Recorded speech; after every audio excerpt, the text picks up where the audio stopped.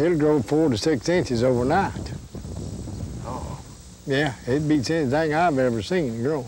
No, I don't know what you're talking about. Kudzu vine. That's that mile a minute? Mile a minute? Is that the mile a minute vine?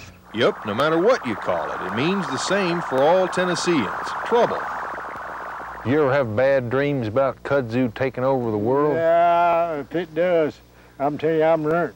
Well, what do you think we did wrong to get this kudzu? I don't know, but it must have been bad. What's that big hump right there? That's an old tomato house. It used to be, huh? Used to be. Can you tell me something about it and what happened to it? Just grew over it. Covered it up. What's that big other lump and that far lump down there? That's a tree.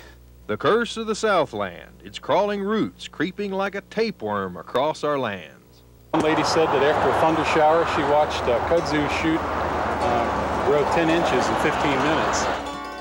It was brought from Japan during Depression times to restore a region devastated by erosion. It covered land all right, at latest count about 2 million acres from the Ohio River south. From here to Atlanta, it's a real problem. And from Granger County to the Great Smoky Mountains, we'll explore it today on the Heartland Series.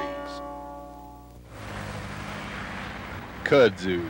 It comes from Japan, where it's controlled by natural pests and through use by the Japanese people.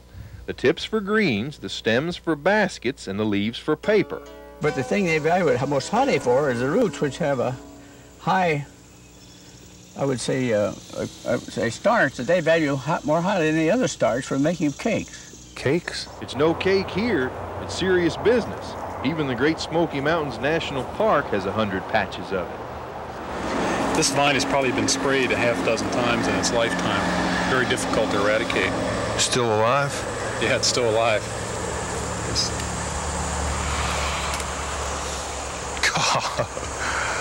It's difficult to get enough herbicide on here where it will be drawn down into the root and kill the whole root. It'll kill part of the root, and then it'll keep growing from another portion.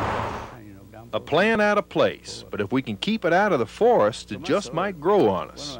It's a legume. It's the same family that your beans and peas belong to. Which is why it restores nitrogen to the soil, fertilizer for the next crop.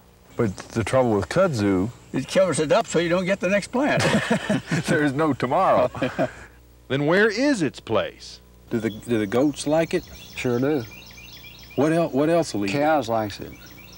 Horses likes it. During the summertime, but out of the fall, well, they'll really eat them leaves. Now, it's like it's hay. Could be the mighty kudzu is an answer to our lack of food for livestock. And I wonder today if we aren't missing a bet in not using it. Because it grows so fast, there ain't nothing allowed to grow it. I never seen nothing grow as fast as it grew. Oh, you can cut it down today and you'll be going back tomorrow. So you've got something to stay with you. Today, it's part of the lore of the South. It's kudzu, and whether we like it or not, it's here to stay. It's kind of ridiculous, though. There's something ridiculous about kudzu. How did we get in here, Dr. Sharp? You led the way, and now you lead the way out. I've been letting you lead here before because you knew where you wanted to go. And I'll lead this time. I'm not afraid to lead. Gosh, I've gone through much worse stuff than this in Mexico. Dr. Sharp? Dr. Sharp! Dr. Sharp! Dr. Sharp!